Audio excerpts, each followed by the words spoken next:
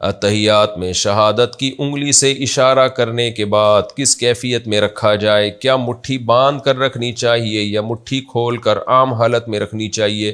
عطا اللہ ڈیرہ مراد جمالی۔ بہت ساری اس بارے میں روایات ہیں جن میں مختلف طرح سے علماء نے تطبیق دی ہے، تو اس میں جاؤں گا وہ تو بہت ہی لمبی بات ہو جائے گی۔ تو اس میں جو مفتی رشید احمد صاحب رحمہ اللہ کی تحقیق ہے اصل فتاویٰ کی، غالباً دوسری جلد میں پورا رسالہ ہے اس پر، اس میں بڑی زبردست انہوں نے پوری تحقیق لکھی ہے۔ اس تحقیق کا حاصل یہ ہے کہ یہ درمیانی انگلی اور انگوٹھے سے اس طرح سے چھلا بنایا جائے، اشہد اللہ پہ انگلی اٹھائی جائے اور الہ پہ جھکا دی جائے، گرائی نہ جائے، تو بس اتنا جھکا دی جائے۔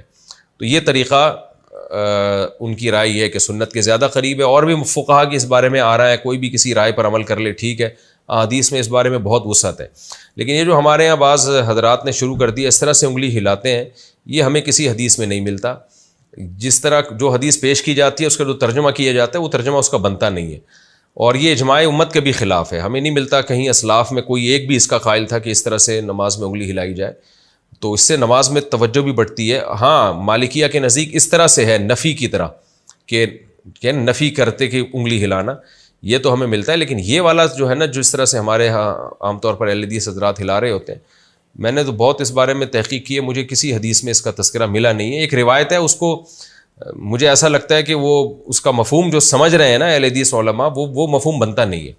لیکن بہرحال اس میں مقصد اہل حدیث پہ طنز کرنا نہیں ہے، بتانا یہ کہ یہ کہیں بھی ثابت نہیں ہے۔ یہ جو کیفیت ہے نا، ہمیں اسلاف میں تو ملتا ہی نہیں ہے اس کا کہیں بھی کہ اس طرح سے انگلی ہلائی جائے، اور نماز میں اس پہ تشویش بھی بہت ہوتی ہے، کوئی ہلا رہا ہو آدمی کو تھوڑی الجھن ہوتی ہے۔ لیکن بہرحال یہ چھوٹے چھوٹے مسائل ہیں، ان پہ لڑنا طنز کرنا ٹھیک نہیں ہے۔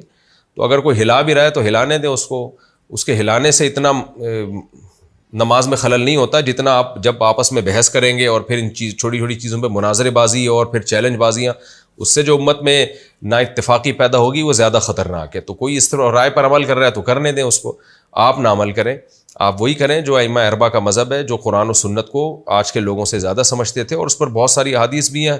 وقت ملا تو انشاءاللہ میں اس پر پورے ریفرنس کے ساتھ احادیث کوٹ کروں گا اور پوری ڈیٹیل کے ساتھ انشاءاللہ میں اس کا مسئلہ بیان کروں گا۔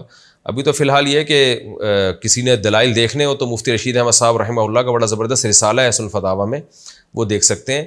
اس میں جو ان کی تحقیق ہے وہ یہ کہ چھلا بنا کے نا انگلی اٹھائی جائے اور پھر اللہ پہ گرا دی جائے، جھکا دی جائے، گرائی نہ جائے، بس ایسے رکھی جائے۔ یہ بھی ایک رائے ہے۔ باقی کوئی کسی اور طریقے سے عمل کرتا ہے تو وہ بھی ٹھیک ہے، اور کوئی انگلی نہیں اٹھاتا بیٹھا ہی رہتا ہے ایسے تو بھی ٹھیک ہے۔ یہ کوئی اتنے بڑے مسائل نہیں ہیں جن میں کوئی بہت زیادہ وقت کو اپنا ضائع کیا جائے یا اس کو ایشو بنایا جائے۔